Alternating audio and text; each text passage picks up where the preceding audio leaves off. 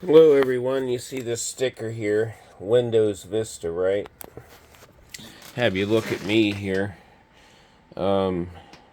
Yesterday I turned on the naughty Dell here and, well, I got quite a surprise. The Microsoft Windows Updater got me. Wild Bill's crazy update in Windows 11, it crashed, and I noticed the recovery screen came up saying that Windows identified a problem that was so bad that it needed to reinstall itself. So I guess it was wise enough to know that it did that, but kind of screwed me up a bit. So I went into the advanced options, and well, I wanted to save all my stuff, right, so I didn't have to reinstall it. Well, most of it got wiped other than, well, some of the stuff it saved, all my videos and that, but I had to reinstall a couple of the emulators. But I was turning the computer on to work on the Atari 2600 emulator. I wanted to add an editor because that Gigabyte computer, I was going to make a workstation out of it with Visual Basic and some other utilities. Like if you mess with that stuff, like if you wanted to have a cartridge made, there's people that have programmers and they make the boards and all that stuff, or they cross-platform it. But I did a short video on fixing that, which really wasn't that big a deal, but I think a combination of the update and, well, solid-state drives, if you don't run maintenance on them, sometimes they self-corrupt or something with the update. But I mentioned Vista error because the machine I drug out here, I have two of the same motherboard. One of them I recapped, which is the one that's I'm going to show you. The other one's in a box with, it needs recapped, and the heatsink needs put back on it. I got it pretty hot. One of them has a regular, I don't remember what processor's in this. One of them's a quad-core Pentium 4, and the other one's a dual-core. But this is a machine I built whenever Vista came out. So whenever that was, 2005, 6, something like that. Plus, well, I was running Windows 2000 or XP, but most of my stuff was Windows 2000. I was trying to think. Vista came out, so it was right when Vista came out and you could buy it with an OEM board, because I bought this board from Tiger Direct, but I built it for World of Warcraft. But this was one of those hybrid boards that it worked. The gigabit internet on it would work on 2000, but it wouldn't work on Vista. So I had to install a regular 10100 card in it if I wanted to use Vista, which is what I ended up doing. There was never a BIOS update that I'm aware of for the to correct the problem with it. But I'm gonna recase this one. When I was looking at the Gigabyte one, I ordered the Zellman. I thought about reordering another one because I wanted you to be able to see in the side and see the motherboard. But with that being an older, 80 millimeter fan setup, I was like, well, the newer RGB might clash with that, or I could just do a solid white. But I'm going to take this board out and put it in this case here.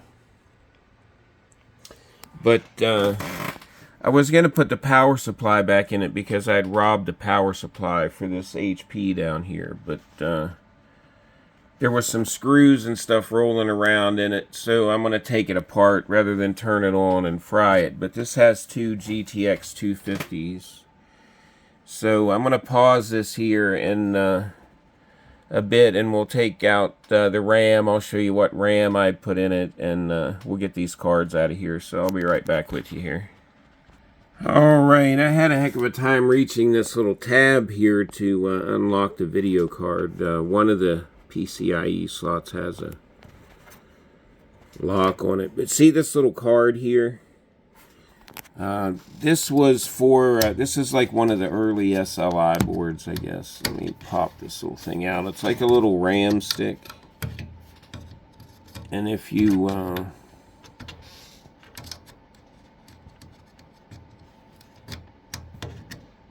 run 2 video cards,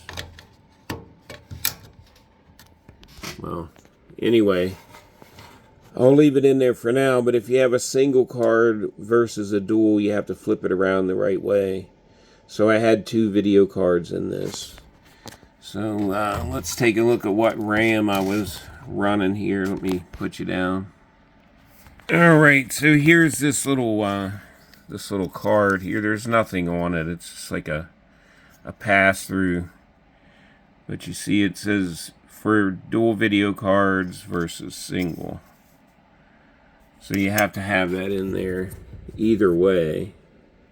Goes in that slot there. It looks like a SODIMM slot. And then here's the RAM I had in it. It's like a 1 gig stick Corsair. So I had 2 gigs in it. I think I had 4 overall. I think I took 2 of the sticks out and put them in some other computer. But this is an ASUS board here. So I'm going to get the board out of the case here. Here's all the power connections to it. So I believe this is an ASUS case too. This has the fan controller and all that, but I'm going to leave that in, and then whatever hard drive, I got to pop that out, and we'll boot it up with that. But since I had screws floating around, I didn't want to turn this on and short the thing out, so we'll get it out of here and dust it off and re-thermal paste the CPU, see what CPU's in it. So, be back with you here in a second. Of course, these are very dirty, but here's the video card if you want the information on that.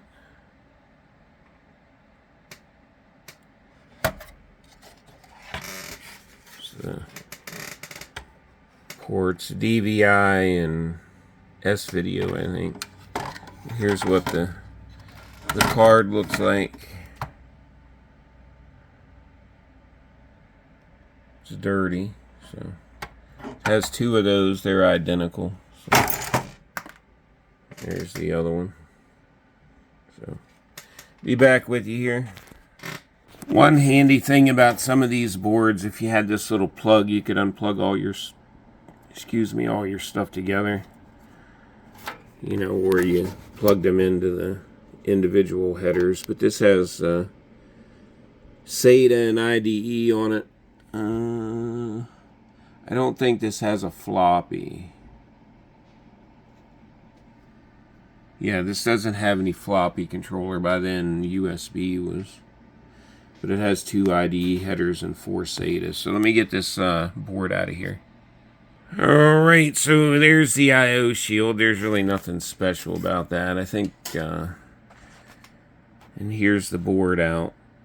Give you a close-up. Sorry about the shadows. I'm sure that CMOS battery's dead. Set it up here, maybe get a little better light. It's a P5NSLI. So,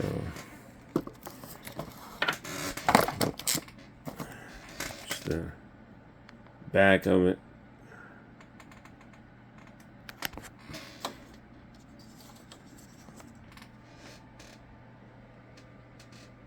So let's get this cooler off here and see what processor we got. Alright, we'll give you a shot of the thermal paste there. It's dry, of course, so before I clean it off, but I'm going to use some 91% isopropyl alcohol, so be right back with you. Isopropyl alcohol, by the way. This has got a little bit of dust, so I got to take the fan off, but I cleaned the heat sink up. This is copper heat pipe, so it's got a nice thick block on it. So let's look at the processor here. What do we got in this?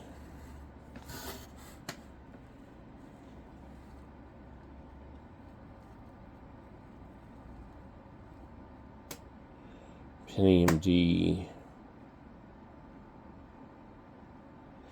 3.2 gigahertz. Here's the mounting pad for the heat sink there. So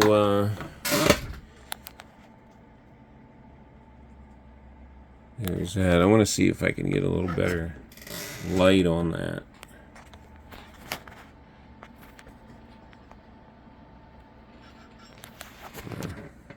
Turn it on and look in the BIOS, but this has the 4-pin. It's an ASUS board, P5NSLI. So I'm going to clean it up, put a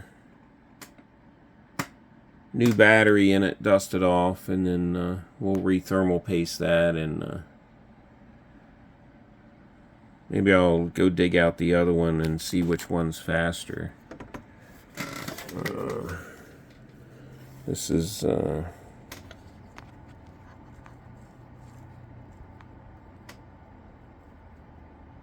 Pentium D 3.2.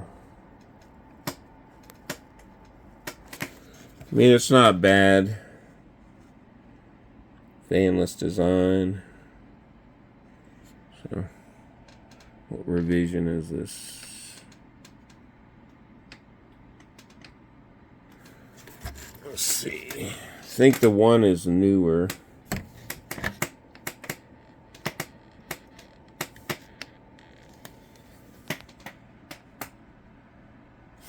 Of course, everything I focus on's upside down here.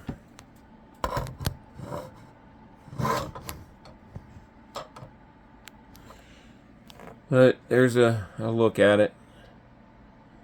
I recapped this one a few years ago. I think I used whatever recap kit, but we'll get it in the other case and dust it off here. Alright, we took this apart and dusted it out and serviced the bearing here, so I'm going to put that back together. It's just little plastic clips here that hold it on. Figured while I was at it, I would go ahead and remove the heat sink on this and re-thermal paste that. It's dry, so clean that up here.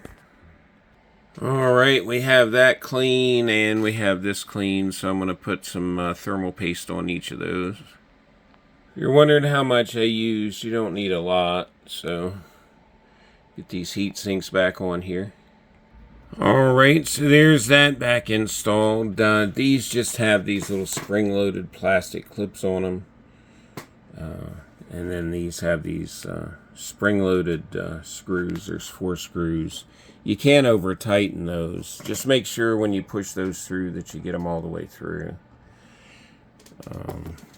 And then what I did is I routed my wire over here to plug into the motherboard fan header. So get that plugged in, get the RAM put back in it. And as you see, this is XMS2 DDR2, so we have 2 sticks of that. So there's the motherboard.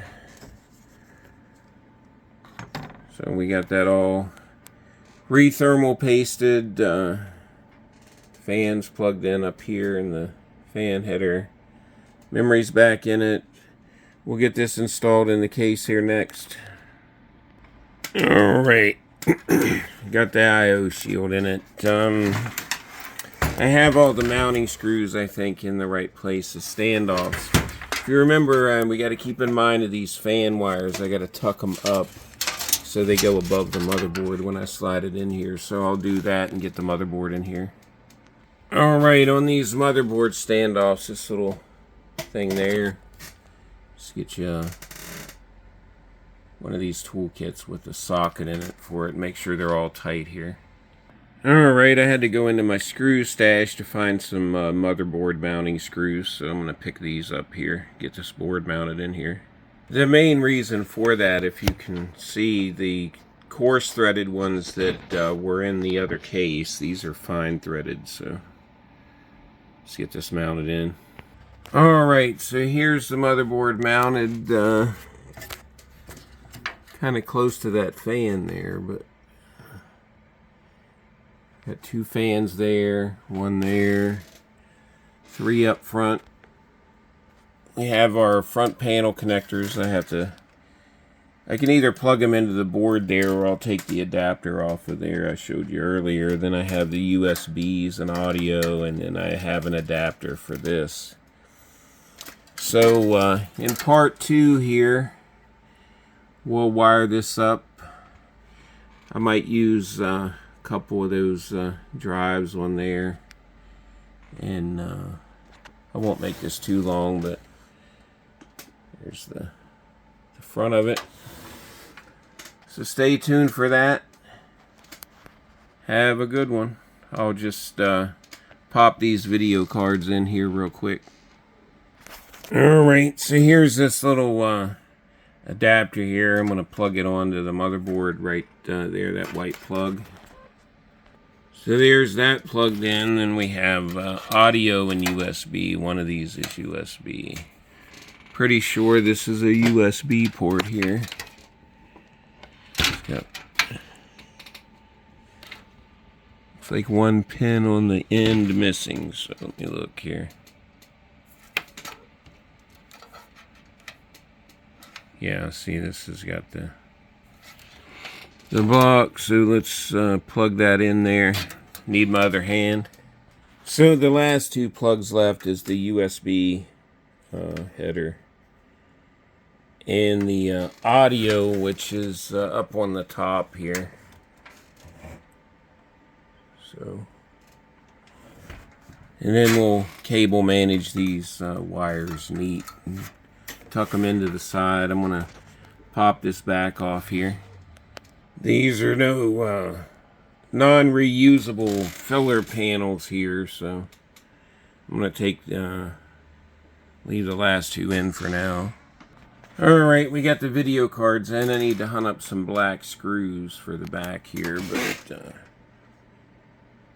and I'm going to use one of the double connectors here, but I have this single one in here for now. But I'm going to put the power supply in it here. That way I got all the parts in it, other than hooking up these last connectors and cable managing this, and then booting it up here.